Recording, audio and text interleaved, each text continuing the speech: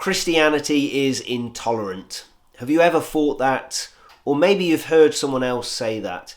Is that a reason to object to the message of Jesus? Here's how I would respond. I'd certainly say that Christians can sometimes be wrongly intolerant. I know I have, and I'm sorry for that. And it's only right that we acknowledge that. When I talk about tolerance, I think of that as when you accept people who have differing beliefs and lifestyles. It may involve disagreeing with them, but doing so without maligning them or silencing the other person. The Christian faith gives Christians every reason for this kind of tolerance. For one thing, Christians believe that every human being is made in God's image, bearing a sacred imprint. All skin colours, all ages, all abilities, no matter our beliefs or lifestyle or how we identify ourselves, we are all made in God's image. And that means every human has equal worth and value before God.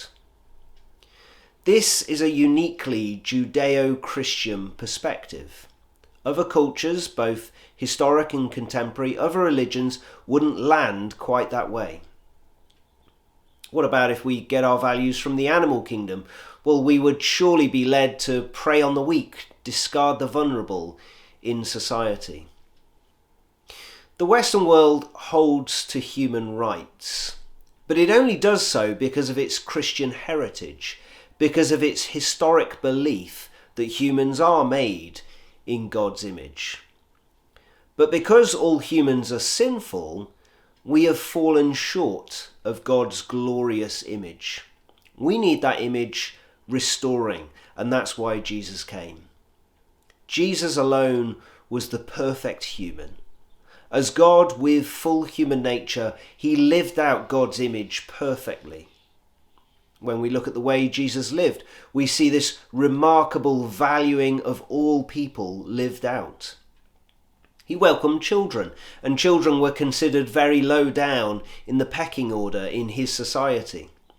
Lepers were outcasts, living outside of society, not allowed to come near other people, and yet Jesus came near to them and touched them as he healed them.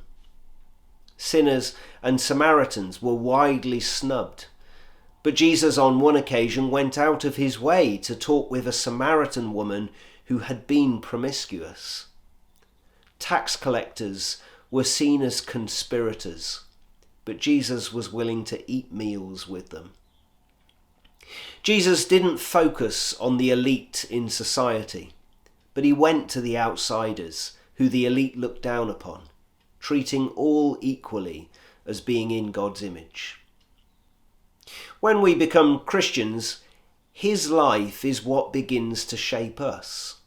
We believe Jesus is making us like himself, which means we as Christians ought to be showing great tolerance for those we disagree with, even for those who might hate us. But it does leave me with one question. If Christians have every reason for tolerance, what reason do others have for being tolerant? What reason would you give?